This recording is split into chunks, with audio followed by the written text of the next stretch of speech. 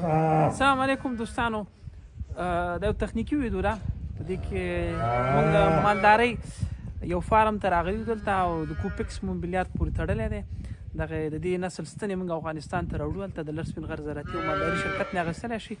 په دې کې تاسو ته دغه ساختمان ده په لږ شکل باندې تشریح کوم، په لنډ شکل باندې. نو دا کوم ساختمان چې تاسو ګورئ دا د بلار بغواګانو دی. دلته سرخوا کې واړه بچي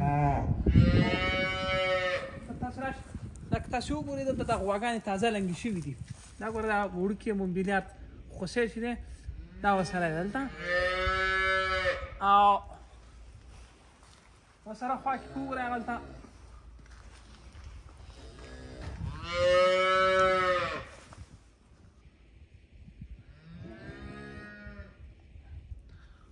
نو دا زیږونتون دی په اصلیت کې. او دې خوا ته دي دې لاسه چې دي دا دغه دي، دا واړه خوسي دي. دا خوسي ګوره تقریبا د 5 ورځو یا د 4 ورځو نه وروسته دلته راوړل کېږي او دې کې چې دلته شیدې اچول کېږي.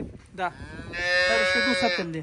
نو دې تقریبا د ورځې د 9 نه تر 10 لیترو پورې شوده څکي. بعضې چې داسې دي بعضې فارمونو کې 12 لیتره شوده د ورځې ورکوي، بعضې چې دی 8 لیتره ورکوي، بعضې 6 ورکوي. نو څومره شوده زیاتېږي په هماغه اندازه دا نور غذایي مواد کمیږي. څومره چې شوده کمیږي به مجبور دی تاسو دانه او دا شي نه ورکوي. موږ یو ویډیو ډکه کړې ده بیا وګورئ. نو دلته دغه خوسۍ چې دی دا د دا ګوره مواد وچ دي، صحیح نه؟ او دا په دغې کې دننه چې زه که لاس نه منم دا ځای ډېر ګرم دی، د دې نه حرارت نه تښتي. دا کوم مواد چې په دې دغه کې کارول شوي دي، په دې ځای کې کارول شوي دي، دا هوا ډېره زیاته یخه ده. زما ګوتو اوس یخ وهلي. خو دلته چې ناس نه راباسي دا ځای چې دی دا ګرم دی. د دې نه کوم حیوان چې کومه ګرمي تولیدوي خپل ګرمایش دا خوسۍ دا نه تښتي. نو دا د خوسیو د روزلو دپاره د یو اضافي ساختمان ډېر غټه په غټه اندازه باندې نه لري. او نه داسې اضافه برخې نه وړې وړې دغه جوړې کړي دي، کوټې جوړې کړي دي او دې دلته پاتې کېږي. راځه رسېم راځه رسېم دغه نورې برخې یې وښیه ورته.